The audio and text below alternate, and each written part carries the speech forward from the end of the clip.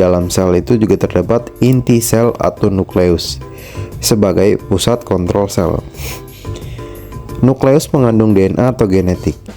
DNA gunanya untuk memerintahkan kegiatan yang dilakukan oleh sel. Yang kedua, kromatin. Terdapat kromatin kusut adalah bentuk DNA yang tersebar dalam membran nukleus. Ketika sel siap untuk membelah, DNA memadat menjadi struktur yang dikenal sebagai kromosom. Yang ketiga, inti juga memiliki nukleolus yang merupakan struktur di mana ribosom dibuat. Setelah ribosom meninggalkan inti, peran selanjutnya yang dilakukan ribosom adalah mensintesis atau membentuk sebuah protein. Yang keempat, di luar inti ribosom dan sisa organel melayang di sitoplasma, yang merupakan substansi seperti jeli.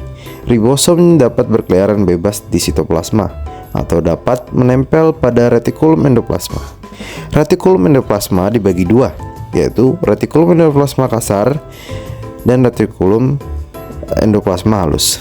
Perbedaannya terdapat pada yang kasar itu memiliki ribosom yang melekat, sedangkan yang halus tidak memiliki ribosom yang melekat. Retikulum endoplasma adalah membran tertutup untuk mengangkut bahan seperti protein yang disintesis ribosom. Protein dan bahan lainnya muncul dari retikulum endoplasma melalui vesikula kecil. Yang menerimanya atau yang bakal menerimanya itu adalah badan Golgi.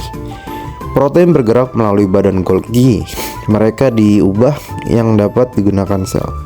Jadi proteinnya akan diubah sehingga sel itu dapat menggunakan. Pokoknya sel harus bisa menggunakan. Selanjutnya, bahan Golgi melakukannya dengan melipat protein menjadi bentuk yang dapat digunakan. Bisa juga menambahkan bahan lain. Contoh bahan lainnya itu seperti lipid atau karbohidrat. Selanjutnya ada lisosom untuk menampung sel mati atau tidak berguna agar dapat digunakan kembali.